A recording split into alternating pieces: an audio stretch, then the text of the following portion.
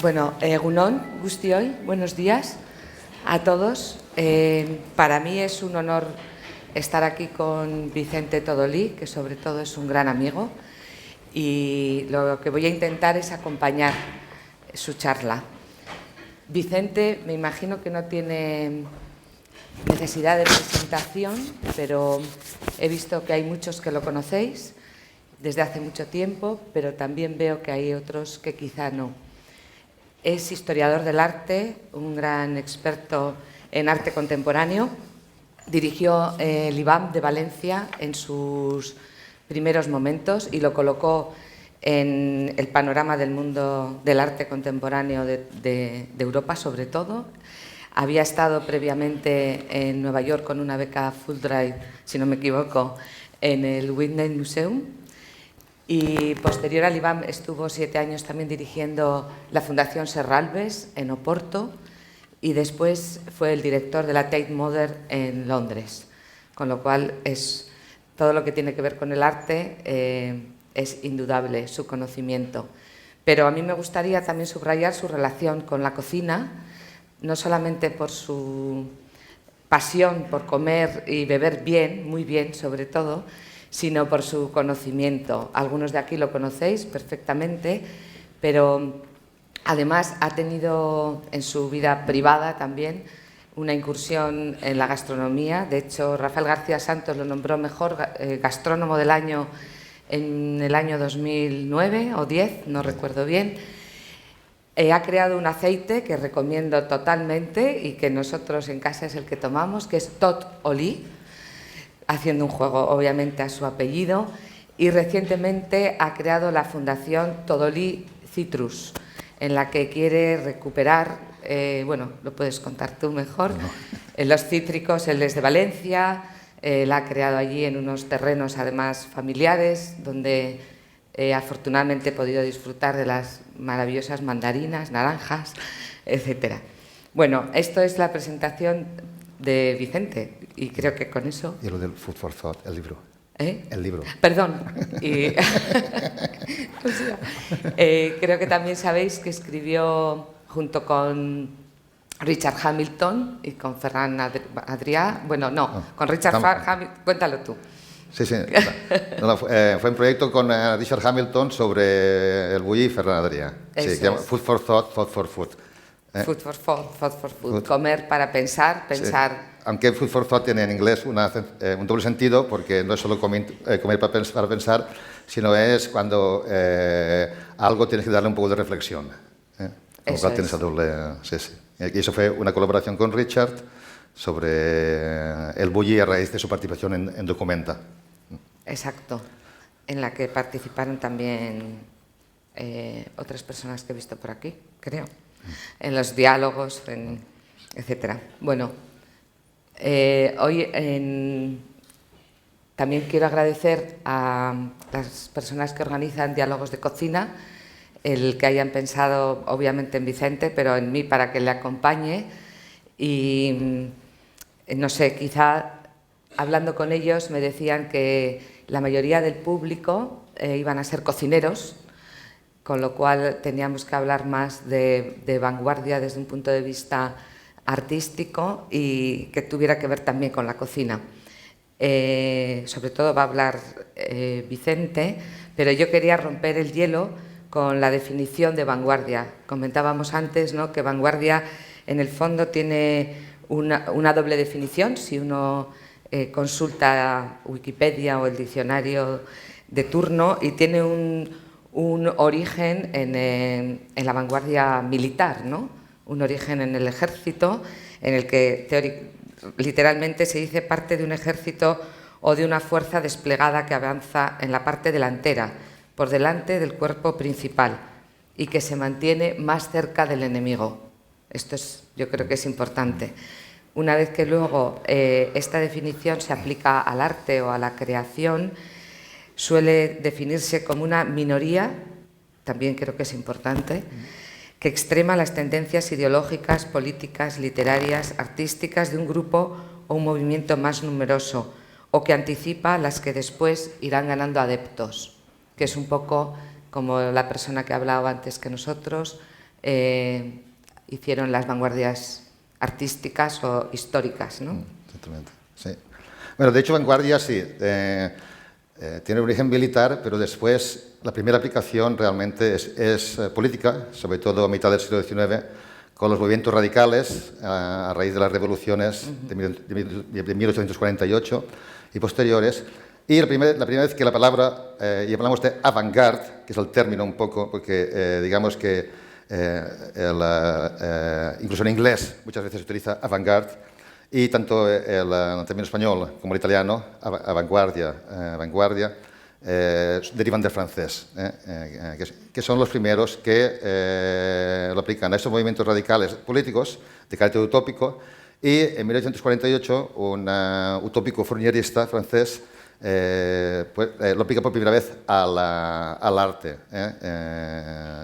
donde él exactamente en un ensayo que se llama De la misión del arte y el rol de los artistas, dice que para saber si el arte realmente va a cumplir su misión como iniciador, si el artista es verdaderamente de la vanguardia, es la vez que aparece, uno debe saber a dónde va la humanidad, saber cuál es el destino de la raza humana. Entonces, a partir de entonces aparecen unidas y digamos que durante varias décadas viajan juntos, muchas veces unidas a movimientos totalitarios, o a pretensiones utópicas. Después hay un divorcio casi inevitablemente, y realmente pues, es a partir a principios del siglo XX, sobre todo con cubismo, dadaísmo, futurismo y otros ismos, donde empieza ya a generalizarse y siempre como modo de renovación del lenguaje, como un modo de intentar luchar contra la convención, lo establecido, la tradición, como algo que bloqueaba el progreso. Por tanto, siempre eran los que tomaban los riesgos para abrir nuevos caminos, ¿no?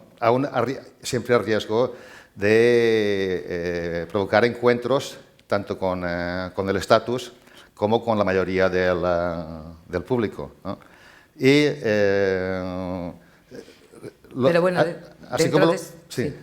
Dentro de esas vanguardias también había estadios diferentes, ¿no? Sí. La primera ruptura con la academia es más de Picasso y de los cubistas, como has dicho, pero luego llega ya... Se van años, realmente es todo en el 12 más o menos. El primer manifiesto futurista es del 9, con Picasso se puede debatir si es con la Mademoiselle d'Avignon del 7 o si empieza con los cuadros cubistas del 11 y 12.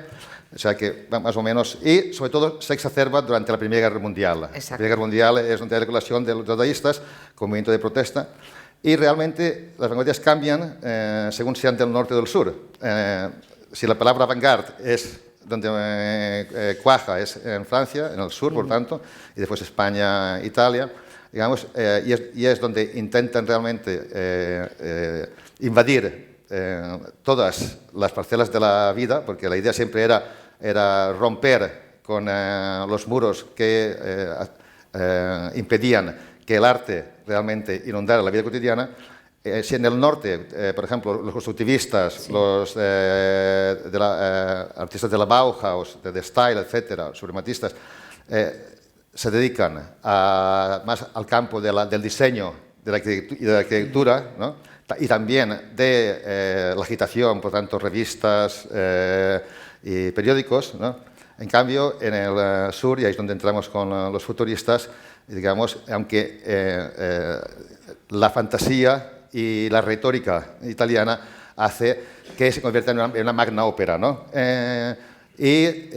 Tenemos dos momentos, el momento hasta la Primera Guerra Mundial, donde algunos de los futuristas caen en el frente, pero realmente donde el futurismo intenta reconstruir el universo según sus principios, es más adelante, es ya realmente a finales de los 20, y ahí es donde entra la cocina futurista. La cocina futurista realmente es del año 32, es lo que se llama segundo futurismo.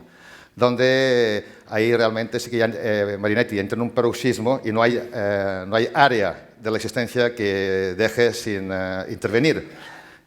Todos las vanguardias siempre tienen manifiestos y programas.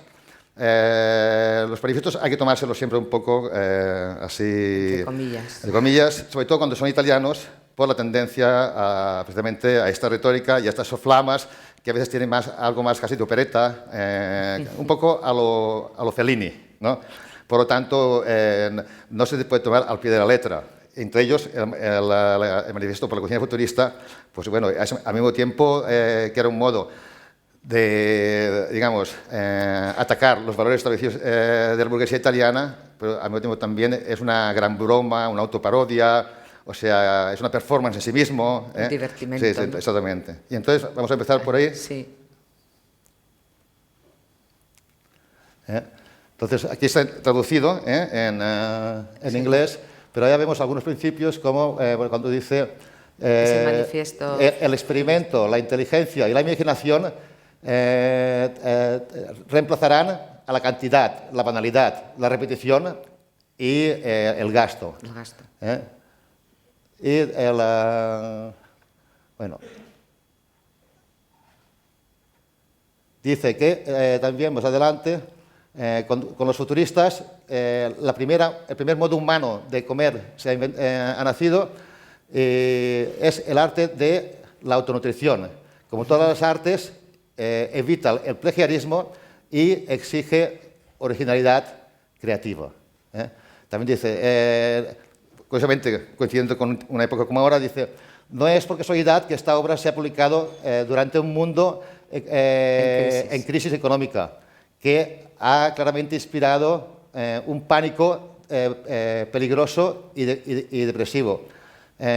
Aunque su dirección futura no está clara, proponemos como un antídoto a este pánico un modo de cocinar futurista, esto es, optimismo en la mesa, porque al final será toda una gran performance, ¿no?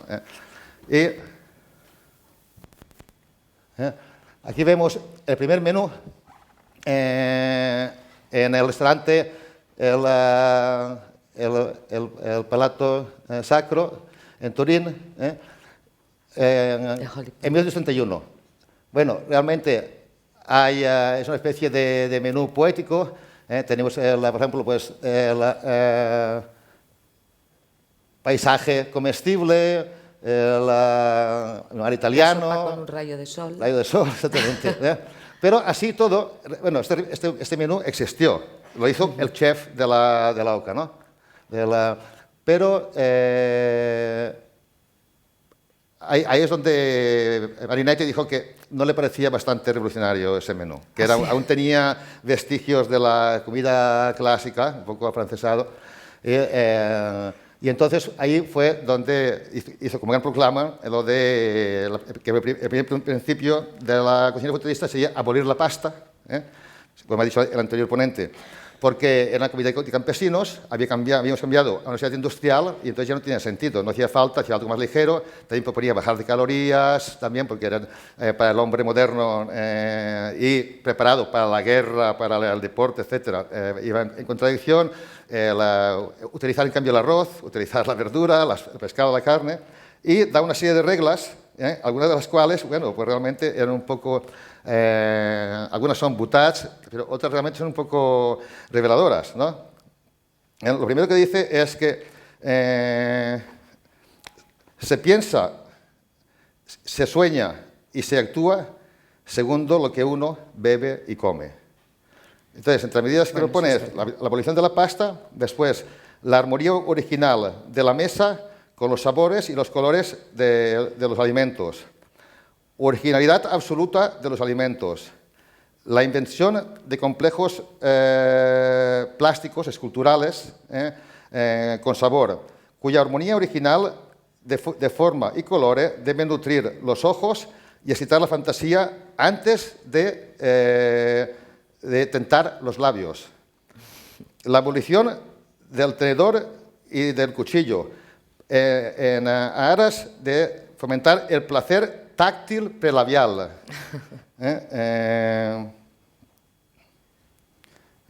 Uso de los perfumes para favorecer la degustación. Música solo en los intervalos, para no distraer la atención sobre la comida.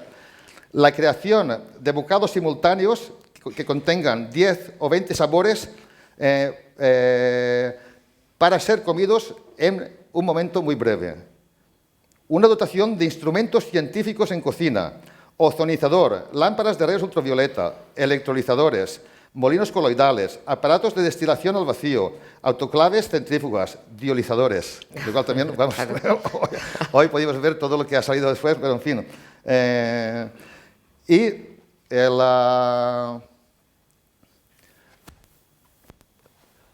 Después, esa era su crítica al menú futurista. Esa era su crítica al menú futurista, con lo cual sí, ya daba otro paso más, ¿no? Exactamente. Sí. Y realmente a lo que se referían ellos cuando componían obras de cocina futurista eran obras, eran esculturas hechas de comida. Y la idea era comérselas. Por lo tanto, uno se la comía y al final pues el resultado es que no quedaba nada. Eran obras para fomentar todos los sentidos. Esa era un poco esta idea de obra de arte total, que siempre ha sido una inspiración también de las vanguardias. Y digamos que el otro artista que ya, muchos años después, empieza a incorporar la comida como un elemento, como un ingrediente indispensable de su obra, es Dieter Roth. Dieter Roth, que es un artista polifacético, se formó como diseñador gráfico, pero vamos, inventor, diseñaba sillas, publicaba libros, poeta, empresario, realmente un ser genial, que en el 68 construye este autorretrato de chocolate y semillas de alimentación de pájaros, ¿no? Y lo llama autorretrato del artista como comida para pájaros, y realmente vemos que tiene esta tabla de madera. Esta madera está para colocarse fuera, en el jardín, dentro de una especie de taburete donde están la comida para pájaros, y la idea es que los pájaros se lo comieran y también, digamos, con eso se comían el propio retrato del artista. Y desapareciera. Un poco también el artista que se inmola, ¿no?, en nombre del arte.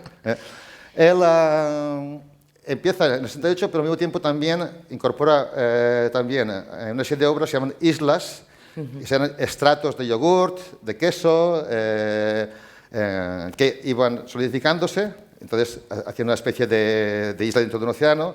O también, por ejemplo, pues el mismo año es una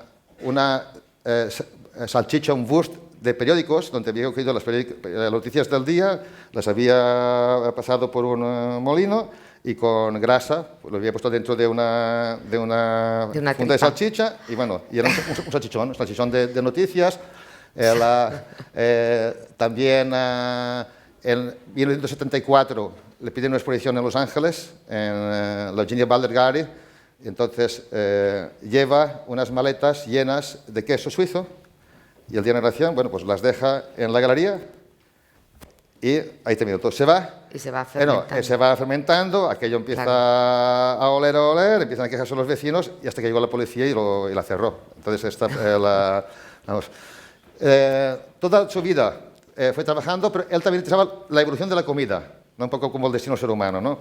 Entonces, creó el museo el Schimmel Museum, el Museo del Mo, donde elaboraba esta serie de obras. Como tenemos, bueno, la cocina era parte de la instalación de la obra, el chocolate y los caramelos. Estos eran gnomos de jardín, los que están en todos los jardines, digamos, del norte,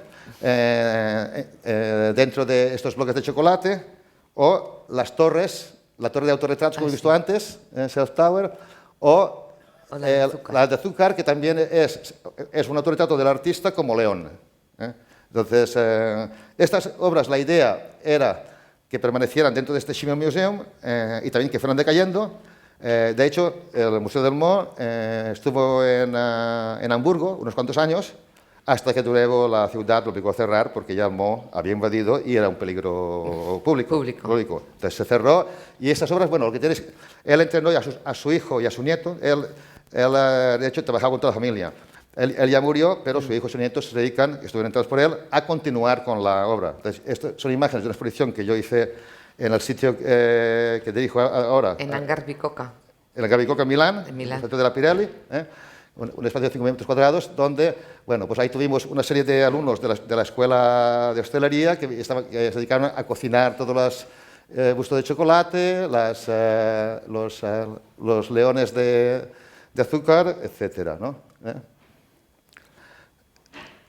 Dieter Roth era íntimo amigo de Spuerri. Se conocieron en Suiza, aunque Spuerri era rumano, Spuerri era bailarín moderno, se conocieron y fruto de este contacto, pues también Spuerri empezó a incorporar la comida en sus obras hasta el punto de abrir, primero transformó una galería en un restaurante, pero después decidió él mismo abrir su restaurante en el 68 en Düsseldorf. Y arriba del restaurante, el Spuerri se llama Spuerri Restaurant, y arriba del restaurante estaba su galería de arte que se llama Eat Art, arte comestible, claro, donde invitaba a otros amigos, entre ellos Dieter Roth, pero también Miralda, que vimos después. La premisa es que las obras que se hacían tenían que ser todas comestibles. Entonces, él lo que hacía esta es la fachada del restaurante, aquí lo tenemos cocinando pies de cerdo, y después, como vemos al fondo, después de cada mesa, los restos se pegaban y esto se convertía en la obra de Spuerri. Ahora tenemos los museos llenos de obras y cada una era el resultado de una zona, ¿no? Un poco el momento después. Aquí tenemos una colaboración con Tony Morgan, Resurrección, donde invierte el proceso de la comida, digamos, desde el momento en que comemos el filete, avanza yendo atrás hasta la vaca, ¿no? Otro artista que también había un restaurante era Gordon Matta Clark, se llama Food. Matta Clark era el hijo de Roberto Matta, pintor surrealista. Ahí también podemos ver un poco cómo se ven las vanguardias, siempre un poco contra la generación anterior, ¿no? Siempre, entonces, para el padre, pintor de vanguardia, pues, el hijo, que estudió arquitectura, se dedicaba a destruir edificios abandonados, bueno, destruir, lo que hacía, ya estaban destruidos, él hacía cortes y los transformaba en una especie de nueva obra o de escultura. Funda este restaurante como una cooperativa en el Soho, antes de que el Soho estuviera de moda, mucho antes. De hecho, este fue de los que contribuyó, muy cerca del Meat Market, que es ahora la zona de moda en Nueva York, la calle 14, y con una socia, Caroline Foden, que era la que lo pagaba, porque ahí también era para artistas. Si un artista no tiene dinero, pues comía sin pagar. Iban a comer solo. Cuando se terminó el dinero de la herencia de la socia, pues se acabó el restaurante. Entonces, ahí lo que hacía... ¿Se llamaba Food? Se llamaba Food, muy americano, simplemente. Y aquí vemos cómo la idea era cada día había un plato al día y cada semana invitaban a un artista a cocinar, ¿no? Entonces, bueno, aquí vemos también casi una especie de menú psicodélico, donde hay muchos elementos químicos, aceite de esperma, leche concentrada de animal doméstico, bueno, entonces... Cranberry juice. O sea, el agar-agar, que en aquella época no es que se utilizara mucho, y después también aquí vemos hoja de oro, Local wine. Galvanized, algo galvanizado, en fin. Bueno, o sea que no solamente iban a comer, sino que además ellos cocinaban, invitaban a uno a que cocinara. Sí, cada semana, un día invitaban a uno. Bueno, después también, lo que utilizaran dentro o fuera, muchas veces era más una especie de provocación, ¿no? Eustromies grisens, hay también hay Aspergillus, estos son bacterias, Penicillium, o sea, que muchas veces también era simplemente un experimento. Sí, experimentos, y que tal vez se quedaban simplemente en la carta y no iban a la... Está bien lo de experimento porque la vanguardia tiene mucho que ver también, ¿no? Siempre. Con la parte experimental. Sin experimentación, Si no, no hay, sí, no existe. La experimentación es la búsqueda de nuevos modelos para una vez los modelos ya digamos, testados, ¿no? Abandonarlos y buscar otros. Nuevos. En cuanto, si una vanguardia se queda con un modelo y convierte ese modelo en el objetivo para siempre, digamos que es ya la muerte, ¿no? Eso es, bueno, es ya academia, se convierte en algo académico, ¿no? Lo que una vez era alternativo o heterodoxo, si se convierte en fijo, se convierte en oficial y ortodoxo, ¿no? Entonces, aquí, por ejemplo, vemos el menú de bones, el menú de huesos, de Godmata Clark, y está con sopa de rabo, marrow bones, el osobuco, el osobuco. Sí, lo de dentro, exactamente. Sí. Huesos rellenos, bueno, frog legs, las patas de rana provenzal, más huesos a la pot roast, etcétera, ¿no?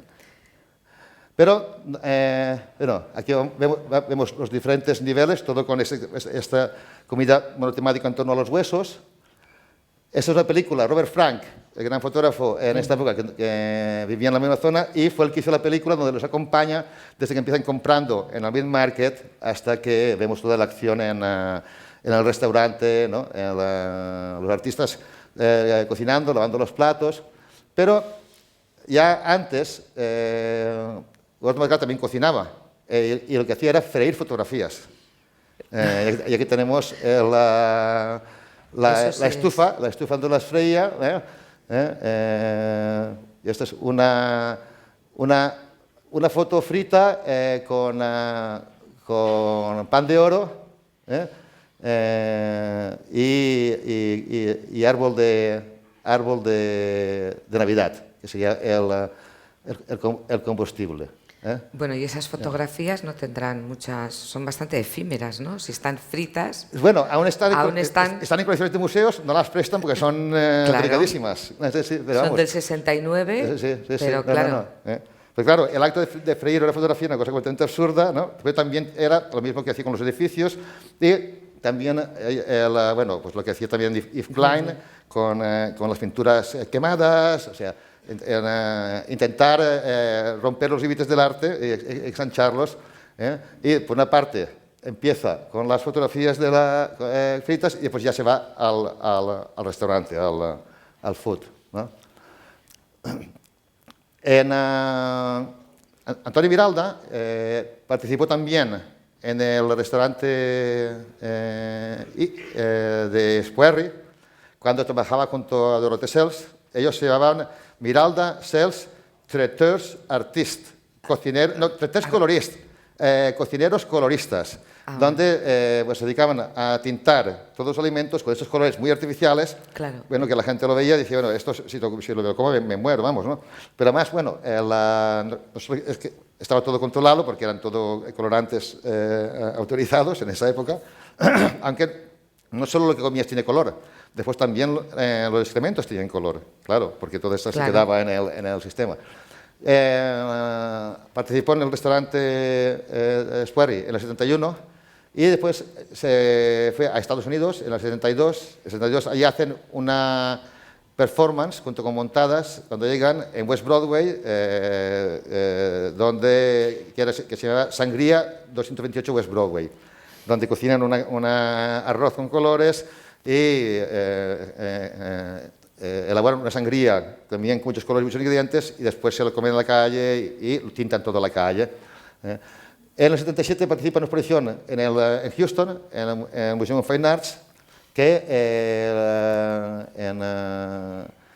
donde hice las 3 obras, la breadline, la línea de pan. línea de pan, pues no sería la cola del pan, porque también claro, este tiene el doble sentido, la cola del pan, el paisaje de macarrones. Y es todo pan tintado. Sí, plan de molde tintado con diferentes colores. Y el TV Dinner del 77, que estaba que tenemos ahí al fondo, donde realmente eran televisiones con videos y la gente se ponía ahí simplemente a ver la elaboración de un plato y después tienes el plato, pero claro, no te podías comer. Antes de este hizo en el 72 otro que se llama Patriotic Dinner, que era comida patriótica, donde en una mesa había unos platos con ingredientes, con colores, cada uno era la bandera de un país. El día de la inauguración estaba perfecto, pero a medida que iba avanzando, aquello se iba deteriorando y hasta que al final, claro, pues aquí también tenía que... las autoridades al final también lo cerraban, ¿no? Cuando ya era un peligro para el público. O sea que curiosamente siempre, digamos, que el objetivo no era el placer del comer, claro. Por supuesto. Esto incluso Barinelli sugería que para el comer día a día era mejor pastillas y polvos. Y que la comida debía ser pues, como un espectáculo, ¿no? Como algo especial, ¿no? Y de hecho, los restaurantes de artistas, pues no creo que ninguno tuviera mucha calidad. No se trataba de eso, no era ni la nutrición ni la calidad, era llevar el arte, extenderlo hacia áreas de la vida diaria que nunca antes habían sido contaminadas por la acción del arte, ¿no? Y la comida, obviamente, es algo que hacemos todos los días y que no sabe lo que es comer. Era algo que realmente atrajo a muchos artistas, pero vamos, y Viralda, digamos, también en Nueva York, en el 84, abre el restaurante junto con Montse Guillén, el Internacional, que fue el primer tapas bar de Estados Unidos y uno de los primeros que yo fuera de España, pero la idea era un espacio de performance, era una obra en sí. Yo tuve la fortuna de trabajar de camarero los primeros meses. ¿Así cuando estuviste en Nueva York? Sí, me hacía falta dinero, con lo cual dijimos, bueno, pues como todos, de camarero. Fui el peor camarero de la historia de Nueva York. No pienso volver a repetir nunca la experiencia, pero bueno, sí que fue testigo. Cogió un antiguo restaurante donde iba la mafia, se llama Teddy's, le puso los polka dots, ¿no? En la portada, la corona de Miss Liberty, y lo transformó completamente. Entonces, esto tenemos dibujos para los polka dots de fuera. Dentro, constantemente iban cambiando, había un escaparate, una pecera, donde cada semana o cada 2 semanas cambiaba la instalación de dentro. A veces, como en esta ocasión, vestían a Miss Liberty, ahí tenemos con todo el personal. Y bueno, la cocina estaba a la vista, en esta época también, que era también pionero en esto, completamente a la vista. Y organiza, bueno, el bar con bacalaos secos detrás. Había una capilla con fotos de los antiguos clientes del bar, de Groucho Marx, Liz Taylor, etcétera, que era un poco la capilla de la nostalgia. Y el menú era en vídeo, en colaboración con Jordi Torrent, o sea, también de las primeras veces que estaba el concepto de vídeo menú. Bueno, y luego Miralda también ha seguido haciendo cantidad de proyectos relacionados con la comida, ¿no? Lo que ha hecho en países, creo que para la Bienal de Sao Paulo se fue con una furgoneta recorriendo todo Brasil y recogiendo todas las distintas formas de cocinar. Sí, ahí tenéis Food Culture, que continúa con iniciativas, involucrando también a otros artistas. Hay otros artistas después que han seguido. Bueno, pues tenemos Ricky Tiravanilla, que cocina en los museos, cocina sopas, pero más como modo después de hablar. Yo no tengo nada que decir, pero les puedo ofrecer una sopa. Entonces la gente empieza a hablar y es, digamos, un poco el arte de la tertulia, digamos, ¿no?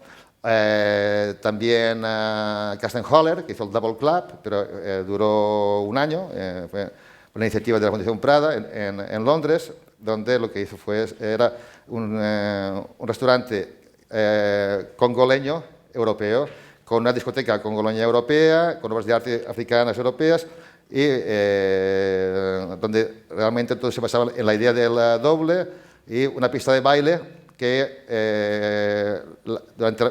que iba moviéndose, y la primera mitad del círculo era el DJ, hacía sonar música occidental, pero en cuanto pasaba esa mitad ya era música africana, y música, así, era todo con esa idea.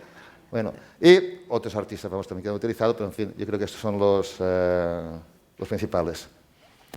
Bueno, yo creo que además en ese sentido también es importante una cosa que has dicho, que la vanguardia no es solamente el crear algo distinto, sino también tu propia actitud o el momento, ¿no? Has dicho, para comer. Lo interesante para Gordon Matta Clark o para Miralda mismo no es solamente el crear algo, sino la historia que hay alrededor, y eso es muy vanguardista, que yo creo que ya que el público es cocinero, trascender. Sí, el arte no tiene en un principio ninguna utilidad. Como dice Sildo Meireles, bueno, amigo, no lo digas tan así. Sí, no. Sildo Meireles decía, el arte es de una inutilidad imprescindible. Entonces es así. O sea, por eso el arte tiene libertad. Tiene libertad porque no tiene que sujetarse a nada. Al revés que otras disciplinas, como la arquitectura, el diseño, ¿no? Donde la cocina, etc., que tienen que adaptarse a... No, usted tiene que dar de comer. El arte no tiene que hacer nada, depende del artista. Entonces, por eso, cuando han elegido la cocina u otro, o el lenguaje, o lo que sea, lo hacen con total libertad y es simplemente... y no tienen y el vehículo que toman, lo toman como algo que encarna y lleva la esencia artística, que es inmaterial. Eso es. Pero que al final el resultado no debe ser un fetiche, ni tomarlo al pie de la letra, porque la idea siempre es que vaya más allá, ¿no? Pues yo decía que, bueno, que seguramente ninguno de los restaurantes de artistas la comida era muy buena. Seguramente. No era esa la idea. La idea era la percepción, tanto sensorial como mental. Abrir zonas que antes no hubieran sido, digamos, traspasadas y caminadas por el arte. Y en ese sentido, por ejemplo, cuando Roger Bruegel invita a Ferran Adrià a Documenta, tampoco Ferran, bueno, lo cuentas tú mejor, pero decide no hacer nada allí. Ese fue el mayor acierto. El mayor acierto, y eso es una decisión que toma él por su cuenta, que después yo me enteré por la prensa, y cuando me enteré dije, chapó, fantástico, has devuelto una pelota imposible de devolver, porque si él hubiera ido allí, ¿hacer algo? Hubiera sido un caterer, lo hubiera visto como un caterer de lujo. Y fue suficientemente inteligente para decir, no, yo lo que hago no sé si lo que hago es cocina, y lo hago en mi restaurante, bueno, el que quiera que venga aquí. Y eso entonces devolvió la pelota y, claro, dejó descolocados a gente del mundo del arte que esperaba que viniera allí, pues un poco como hacían en los 70, a que les diera comida más o menos deliciosa, con formas y colores, un poco artística, y no era esa la idea. Y de ahí surgió la idea de hacer el Food for Thought, Food for Food, ¿no? El libro. El libro, exactamente. Precisamente porque si no había una memoria, no había quedado nada, exactamente. Una memoria de esa actitud. Por eso quería subrayar también que el tema de la vanguardia, o la definición de vanguardia, o la innovación en la vanguardia, a veces es la propia actitud del artista que está trabajando. Es tanto saber qué hacer como saber qué no hacer. Exacto. Pues con esa frase yo creo que tenemos que terminar, porque es muy buena. ¿No?